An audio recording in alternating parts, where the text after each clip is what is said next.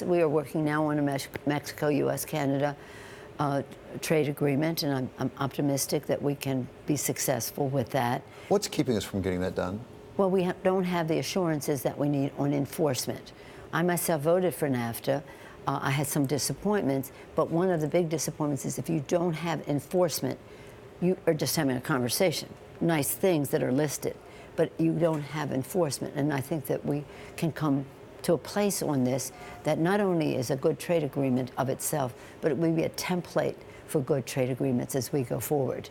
So it's not just NAFTA, old NAFTA with sugar on top, to say, oh, it's better. No, it has to be really better for America's workers. Again, I don't like trickle-down economics, and I don't like trickle-down trade. It's got to start with the workers. If you got to that point, would you be willing to go forward with USMCA with a minority of your caucus, a majority of the House? I won't have that. We are. You have to have a majority of the Democratic No, caucus. it's not about that. It's about having agreement on the trade agreement. It all springs from what is in the trade agreement. I have gone in the past to the floor with a minority of my members, but that's not what this is. This is about a policy that we are establishing that isn't, again, let's just to pass it, we'll pass something less than has true enforcement in it, because if you don't have enforcement, like I had the Chinese leadership in my office, and I complained to them about their dumping of rubber into our, and they said, well, when we joined the WTO, they told us we didn't have to obey those regulations. So if you don't have enforcement,